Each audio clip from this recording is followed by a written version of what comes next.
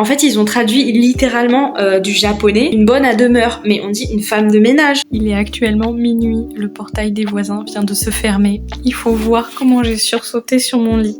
Après avoir lu mes 55 pages, j'ai vraiment regardé un épisode des Simpsons parce que je pouvais pas aller dormir. Hello, on se retrouve aujourd'hui pour un nouveau vlog lecture spécial. Je lis mon premier thriller.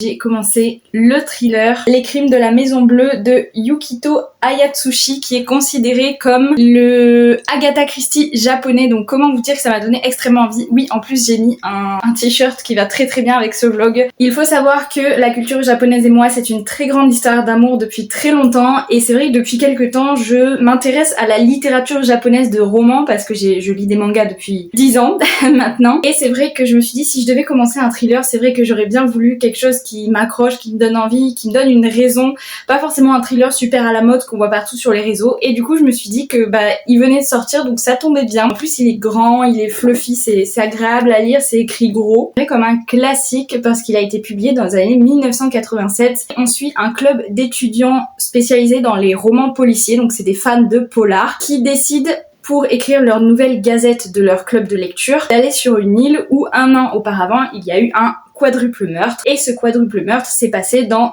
ce qu'on appelle la Maison Bleue. C'était une maison d'un homme riche et il a été tué avec sa femme ainsi que le couple de domestiques. C'est tout ce qu'on sait, mais moi ça m'a donné envie parce que du coup ce club-là va aller sur cette île, dans une maison à côté de celle où il y a eu le crime, mais c'est une île déserte, il y a personne d'autre que sur l'île. Enfin, c'est ce qu'ils croient, parce que dès que l'une de leurs membres est découverte assassinée, avec marqué première victime,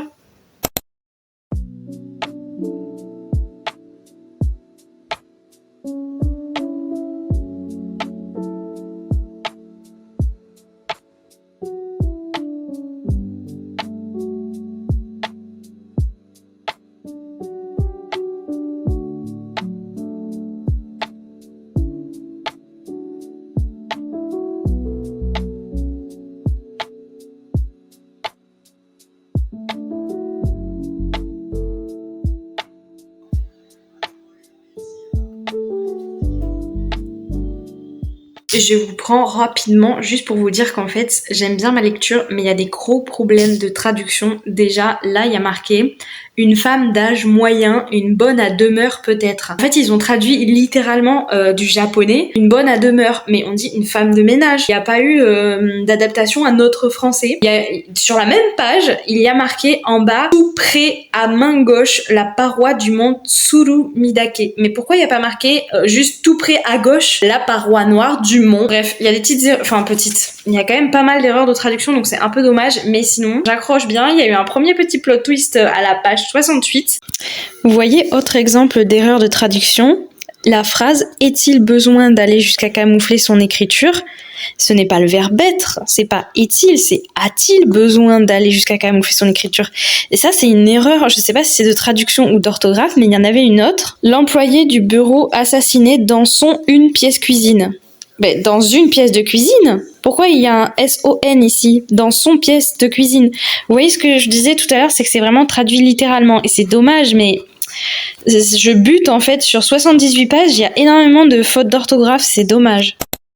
Le plot m'a donné extrêmement envie, donc voilà, j'ai décidé de le commencer et je peux déjà vous faire un petit update parce que j'ai lu les 95 premières pages et c'est vrai que pour l'instant on ne fait que rencontrer les personnages, on apprend des choses un petit peu sur ce quadruple meurtre. Moi j'ai déjà un potentiel suspect dans la tête mais je ne suis pas sûre, mais c'est vrai que comme c'est assez fluide, même si vous l'avez vu dans les clips d'avant, il y a beaucoup de problèmes de traduction, malgré tout ça se lit tout seul, là, c'est très simple à lire. C'est vrai que pour l'instant j'ai mes petits préférés dans le club en fait des étudiants, ils sont 10, mais je me suis pas encore extrêmement attachée à eux. C'est vrai qu'en 95 pages pour l'instant on a juste découvert la personnalité des personnages, en fait ils sont arrivés sur l'île, personne n'est encore mort. Ça me donne quand même très envie de comprendre ce qui se passe, qui a fait quoi, pourquoi, qui va survivre, est-ce qu'il y en a un au moins qui va survivre à la fin du roman. Ça me donne très envie, donc écoutez, on verra à la fin de ce vlog si le thriller c'est un genre que j'aime ou si je m'arrêterai à celui-là.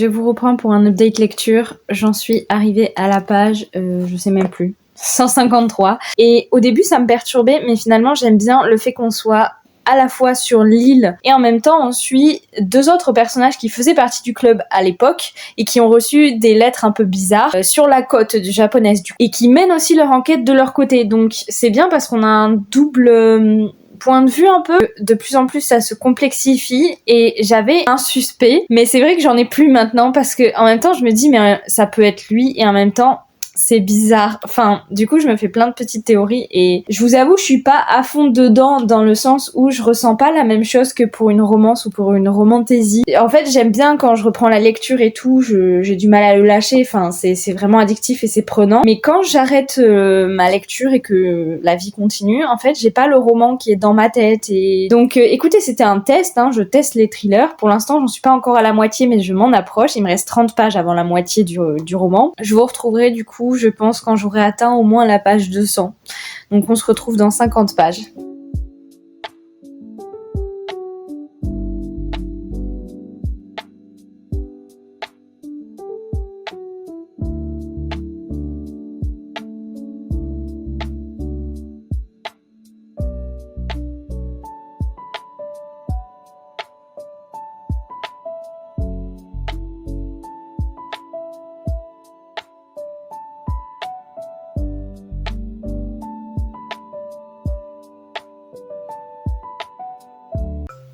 En fait, je retire ce que j'ai dit. Quand j'ai dit que je ne ressentais aucune émotion. Je viens d'arriver à la moitié et c'est extrêmement angoissant. Genre là, je suis pas bien. Je suis pas bien du tout. Je suis pas bien, au secours. Ce vlog est chaotique, mais qu'est-ce que... Je me répète, mais quelle idée j'ai eue de vouloir lire un thriller. C'est... En plus, un thriller qui se passe sur une île déserte, entouré d'eau, où il est censé n'y avoir que 7 étudiants, genre personne pour venir les sauver, et la plupart des scènes se passent la nuit, où ils ont genre une lampe pour s'éclairer. Qu'est-ce qui m'a pris ?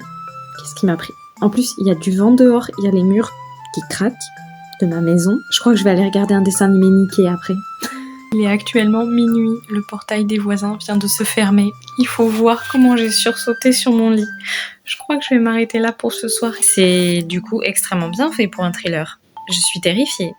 C'est un livre à lire à Halloween, voilà.